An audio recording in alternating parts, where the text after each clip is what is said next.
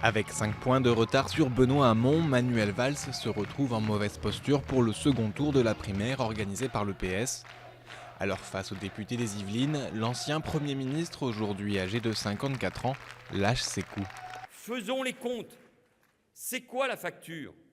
Les 350 milliards du revenu universel, le passage aux 32 heures, construire un nouveau porte-avions, gonfler la fonction publique, en tout, au bas mot, ce que propose Benoît Hamon, c'est un quinquennat à 500 milliards. Personne ne pense un seul instant que cela soit crédible. On ne peut pas se faire élire sur un tel projet parce que la gauche s'effondrerait et perdrait toute crédibilité. L'ancien Premier ministre socialiste mise aussi beaucoup sur son expérience et sa stature présidentielle.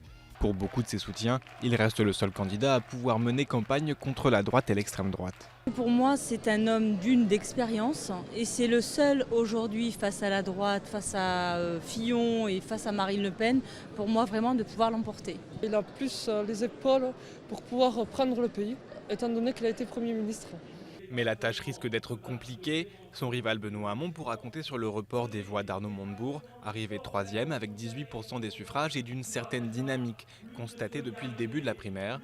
Manuel Valls, lui, ne pourra compter que sur les 1% de Jean-Luc Benamias et les 2% de Sylvia Pinel. Ça va vraiment être un mano à mano maintenant, puisqu'il n'y aura plus tout sauf Valls, mais un vrai débat par rapport au projet que veut porter le candidat socialiste. Et donc Manuel Valls est en ballottage très défavorable, c'est vrai, mais rien n'est perdu. Autre boulet au pied de l'ancien chef de gouvernement, le bilan du quinquennat.